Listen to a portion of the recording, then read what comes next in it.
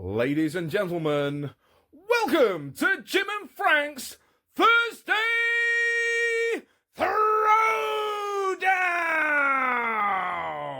Jim, it's Thursday, and it's time for a throwdown. And looky, who's stuck around with us? I know. We got Ronnie Barnett back for this episode as well. Ronnie, thank you for joining us and sticking it out. Hey, thanks for having me. I should have put on a different shirt, so it seemed like a different day. Yeah, I know it. Showbiz, you guys. We all That's why I go with generic black. So. Yeah, I changed my hairstyle for it. Yeah. So this episode, we're going to jump right in. We have got Bad Company, and we're going to have a little throwdown with their debut. And what, Jim? And Desolation Angels. Right, from 1978. Paul Rogers. Bad Company was considered a supergroup. Yep. Oh, absolutely. Simon Kirke and Mick Ralphs, right?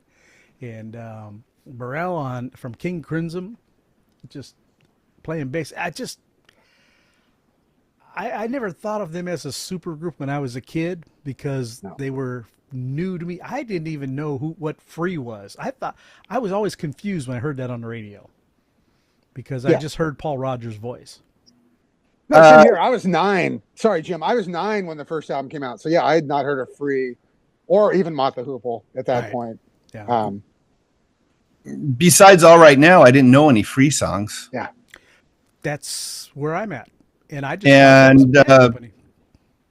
I couldn't name a Spooky Tooth song or a King Crimson song at that point in my life. No. Who did Simon Kirke play with? Free. Oh yeah, he was in Free. Okay. Came along with Paul Rogers. But Spooky Tooth, we should tackle that one in a later episode, you guys. Spooky Tooth. Totally good different stuff. Animal. Yes. Anyway, sorry about that. But yeah. But I agree. But no, I didn't know. But All Right Now, that was all over the radio. I knew that was on AM radio. So yeah, of course we knew that one, right? And they were playing that the same time that I Can't Get Enough and Rock Steady and Ready for Love. All these other great tunes came out. I just lumped them all together because musically they didn't sound that different to me on AM radio to my ears. Like I said, I recognize Paul Rogers' vocals. Absolutely. But yeah. And it might not be as cool. I've never latched on to Free like I did with Bad Company. I just haven't.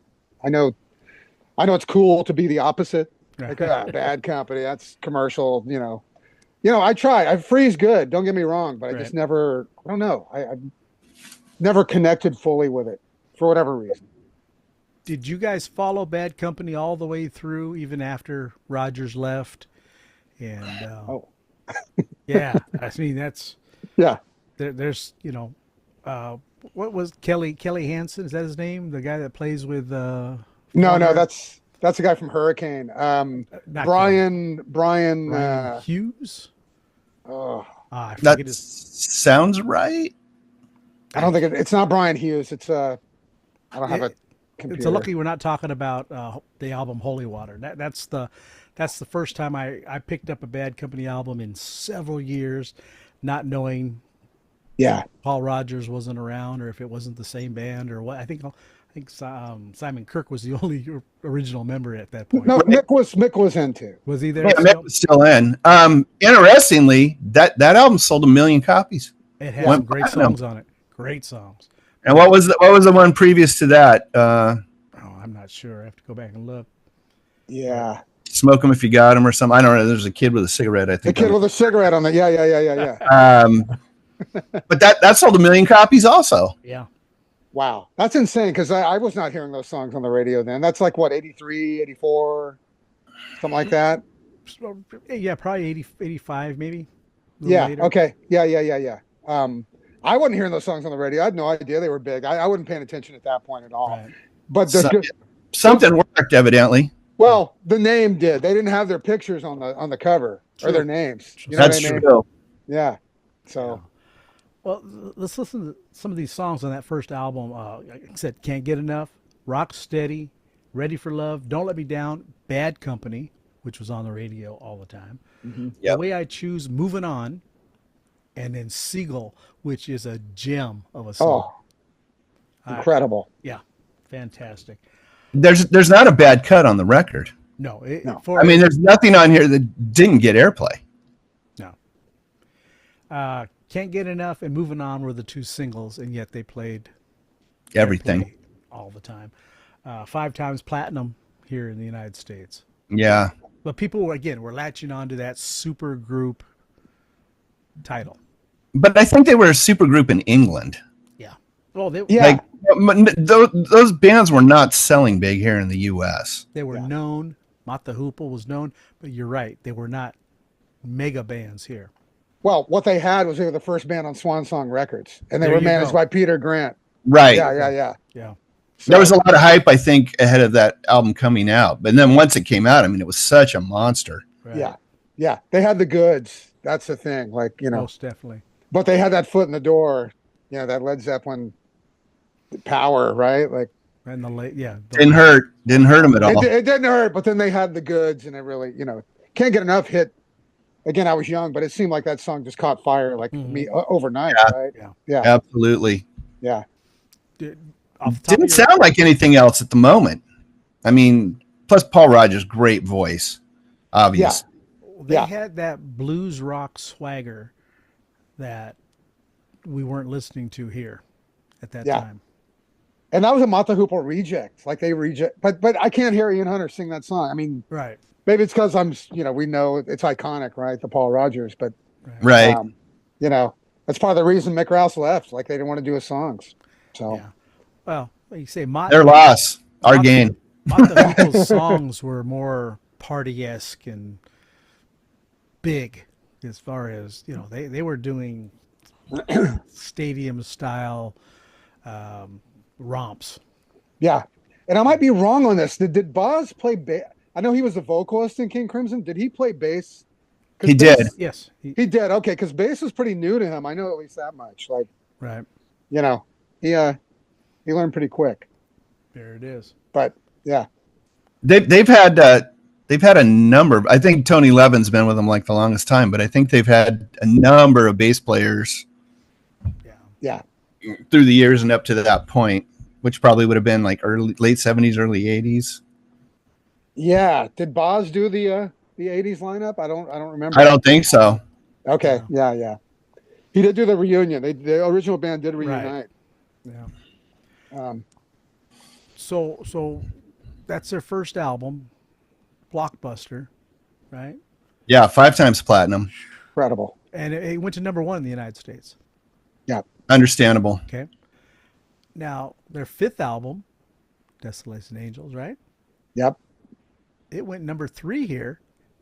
That's 4 albums in between the first. Yeah, it's the highest charting album.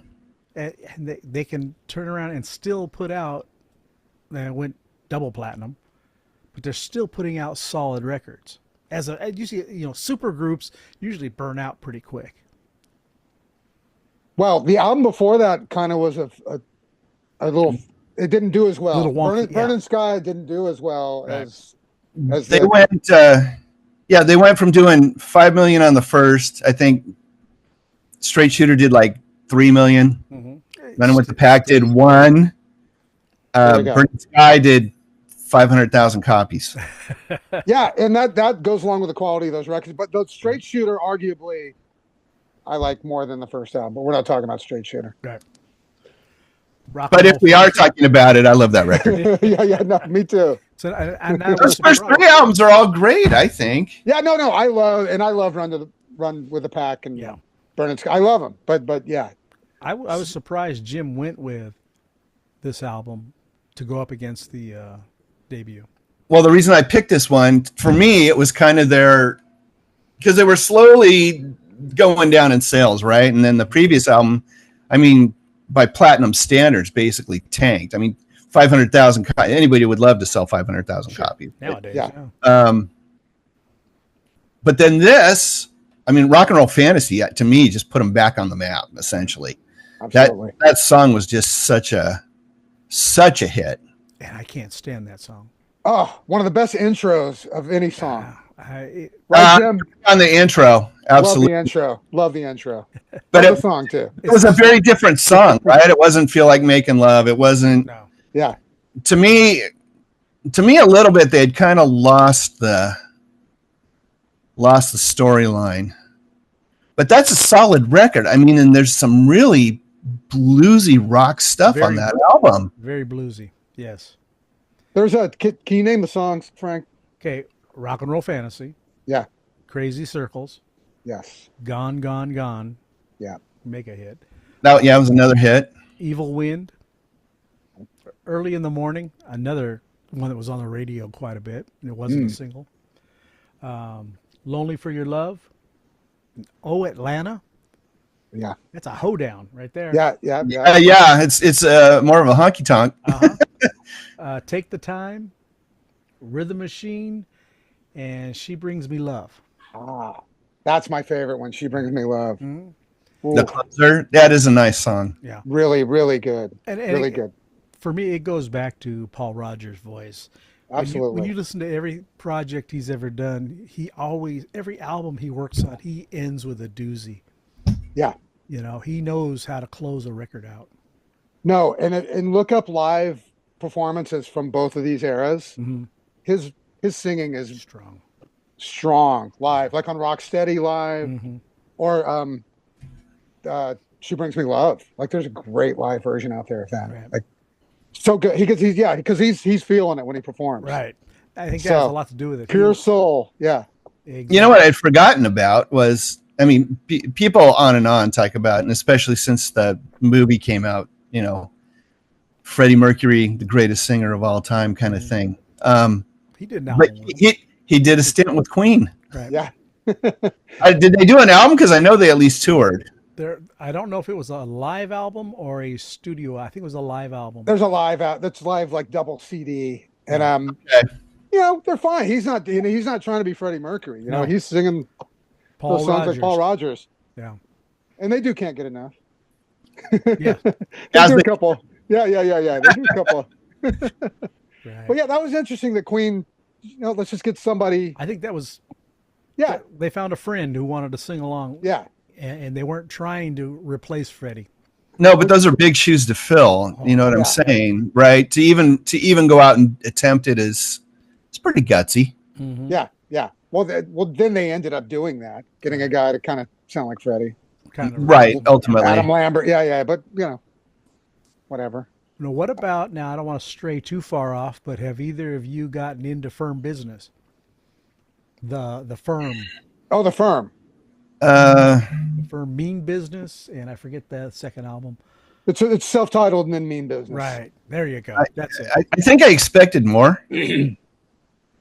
Yeah. I've tried. I've owned those records since they've come out. I periodically I gotta be missing something here. You know what's better is the Paul Rogers album Cut Loose. Yes. That was either right before the Firm or right after. Yeah. Either right before or right after. That one's pretty strong record actually. Right. But again, we're getting in the 80s here, and things were just getting weird in the 80s. Yeah. You know, production wise, and was Radioactive the first single that they released? The Firm. Yes. I just remember hearing that with a buddy of mine who was a guitar player that I really respect, and he was just kind of like, you know, for two guys who are known to be pretty good guitar players, you know, Page especially is held up as a guitar god. He's like, guess I just thought it would be better than what it is. I'm going to tell you what. And I couldn't argue with him, right? Like Tony Franklin owned that record with his fretless bass. Wow. Right. It was Radioactive. We all saw it at the same place when it premiered, MTV. Before the album came out. But I want you both to do me a favor, and this is going back to my earlier statement on how Paul Rogers ends a record, is go listen to Moonlight Serenade. Okay. This is, I don't want to say like a wannabe Stairway to Heaven, but it starts off acoustic and it ends electric, and it was done in one take. There are no cuts on this record, on this particular cut. Okay. You'll appreciate Jimmy Page just for that song alone. To me, it negates all the laziness on the rest of the record. All right. I'm in now. I'll do it. Yeah. No, we all want to like other Jimmy Page stuff, right? And it's just like, of course, there's The Firm, there's Death Wish 2, and then there's Outrider. Coverdale Page. And then the horrible Live Aid gig. It's like, I remember at the time, like his deal with the devil clearly ran out. Yes. Yeah. He collected. Yes. Yeah. Yeah. All right, let's jump back to Bad Company. Jim, Yes. What about you? I think that debut is about flawless. Weirdly, like Desolation Angels peaked higher on the charts, but didn't sell near as many records. It must have been for when it came out. What else was on the charts at the time? What else was coming out? Right. I like Desolation Angels. I think it's a really good record, solid record. I think my heart is with the first album, though. Okay. Ronnie, what about you? First off, I want to say Desolation Angels has an amazing album cover. Right. Bad Company didn't have great album covers. They didn't have that great album covers. And agree. Very bland. Hypnosis. Diamonds being a great example of a crappy album. That's another Hypnosis one. But Hypnosis did Desolation Angels, and you could tell, right, if you think about it. So wonderful cover. I saw him on that tour. I got a soft spot for. I remember they opened with Bad Company. I was trying to find my seat. And anyway, obviously got to go with the first one. But I love Desolation Angels too. I love those first 4 albums. Rough Diamonds is rough. I try. Yeah. It's another one I try periodically. Like I must be missing something here, but the first one is going to be hard to beat. There's so many good songs on that first record. Solid. And they're still listenable today. There's not. Yes. That's always the tried and true is that some things don't date so well. Yeah. And these are 1974 and they're still holding up. Still sounds fantastic. Yeah. Yeah. So I'm with you guys. I'm going with the debut. Yep. Man, just a straight out knockout here. Yeah, absolutely. Who produced that first album, Frank?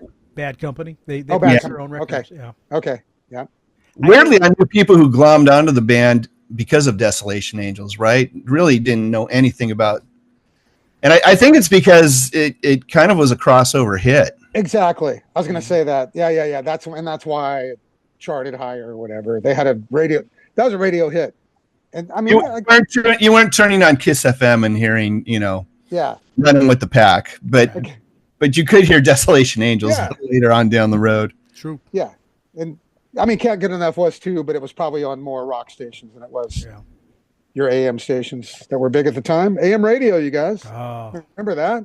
Such a great thing. Loved it. Wow. Yeah. It was the only option in the car. Yeah. So I cut my teeth on country western and good old Buck Owens and Roy Clark and everybody else from Bakersfield. It wasn't just talk radio, folks. No. They'd play the hits on the AM stations. KRLA. Gosh. KHJ had a presence on AM radio. Mm-hmm. Yeah, they did. All right, Jim, let's get out of here. All right. We'll see you next Thursday.